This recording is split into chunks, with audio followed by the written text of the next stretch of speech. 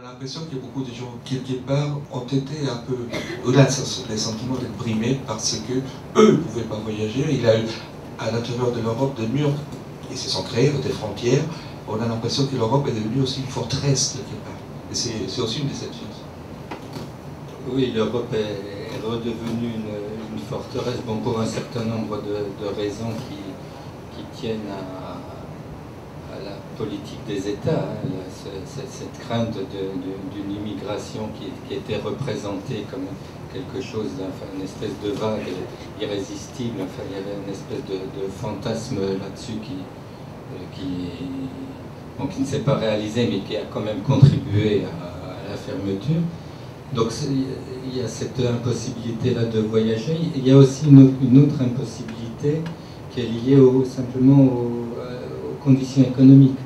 C'est-à-dire que effectivement, il y a beaucoup de gens de l'Est qui peuvent venir à l'Ouest beaucoup plus librement, mais malgré tout, ça reste réservé pour des simples raisons économiques à une élite. Et bon, ce phénomène existe pour l'Europe de l'Est, mais il existe encore de façon beaucoup plus massive pour l'Union soviétique, par exemple. Du temps de l'Union soviétique, la plupart des Russes ou des gens des anciennes républiques, le Kyrgyzstan, etc., avaient l'habitude d'effectuer des voyages sur grande distance, ne serait-ce que pour faire leur service militaire. Enfin, pour un an, ils prenaient l'avion. Alors que maintenant, des gens des classes moyennes, des instituteurs, etc., sont cloués sur place simplement parce qu'ils n'ont pas l'argent pour se payer l'avion, pour se payer le transport. Donc l'ouverture des frontières est vécue de façon très très différente selon les couches de la population, ce qui entraîne évidemment un certain nombre de frustrations et de tensions à l'intérieur de ces pays, et de tensions entre classes sociales, si on peut parler ainsi, de sentiments anti-élitistes, de développement de populisme, etc. Et des nationalismes. C'est le mot qu'on n'a pas aussi non plus mentionné depuis tout à l'heure. On avait l'impression à un moment donné que les nations avaient disparu, mais après la chute du mur de Berlin, on a l'impression qu'il y a eu une renaissance de ces mots-là nationalistes d'un côté, et de l'autre côté aussi, il y a des particularismes à l'intérieur de l'Europe de l'Ouest en général, qui aussi essayent d'émerger aussi. Je pense au communautarisme aussi, différent aussi, qui essaye de prendre place au sein des opinions publiques européennes. Absolument, et ça, bon, évidemment, ça va de pair et de façon indissociable avec les phénomènes de mondialisation. Enfin, ce sont certains disent les excès, enfin en tout cas certains effets massifs de la mondialisation qui évidemment par réaction entraînent le développement de particularisme. Et en même temps, vous rappelez quelque chose de tout à fait important, on a très peu parlé pour l'instant dans différentes rencontres qu'on a fait. C'est vrai, les murs de Berlin est tombé, mais en Europe aujourd'hui et ailleurs dans le monde, il y a quelques murs aussi qui existent encore et ça ne pose pas énormément de problèmes aux gens. Par exemple en Irlande, à Belfast, il y a encore un mur qui sépare les catholiques et les protestants. À Chypre aussi, il y a un mur qui sépare les musulmans des grecs orthodoxes. Donc, on a l'impression, et même en Europe de l'Est, en République tchèque, on a fait des murs pour séparer des quartiers pauvres, des quartiers riches, ou des cigales d'autres gens. Donc on a l'impression que c'est pas fini tout ça. C'est pas fini, ou bien on peut prendre aussi l'exemple du mur autour des enclaves espagnoles de Sotomayor, voilà, aux États-Unis, ce sont des murs voilà. Oui. Donc c'est un phénomène là qui n'est pas seulement européen, qui est un peu planétaire. Mais justement, j'ai l'impression qu'on ne tient pas considération et compte de l'histoire un peu, parce que qu'est-ce que ça l'a empêché justement que les choses arrivent de toute manière, qu'ils se fassent envahir par exemple, malgré un mur, que les gens puissent passer de l'autre côté. J'ai l'impression que ça n'a jamais empêché, malgré tout, les échanges.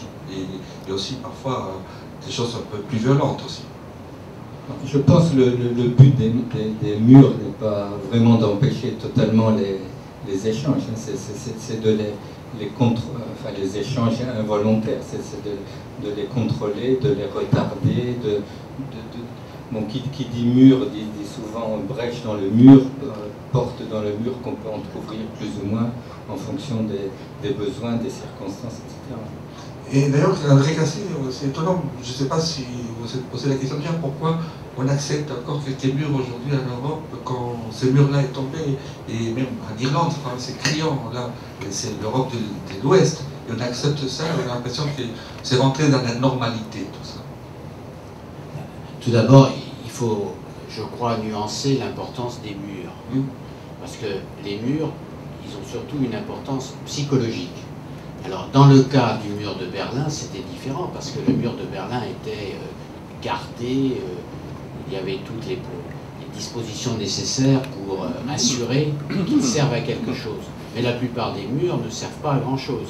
Si vous prenez le cas du mur qui se trouve en Arizona et en Californie, je vous assure qu'il n'empêche pas l'immigration clandestine du Mexique vers les États-Unis.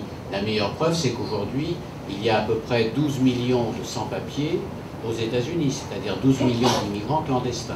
Donc le mur ne sert pas à grand-chose. Le mur sert avant tout à rassurer les populations qui croient que le mur arrête les autres. Au fond, le temps de la Grande Muraille en Chine, il est passé. Aujourd'hui, si l'on veut vraiment se protéger, il faut agir de l'autre côté du mur. Il faut avoir des sources d'information, il faut avoir des relais qui permettent de savoir ce qui va se passer, c'est-à-dire qui a l'intention de franchir le mur. Et puis le mur, encore une fois, peut avoir différents objectifs.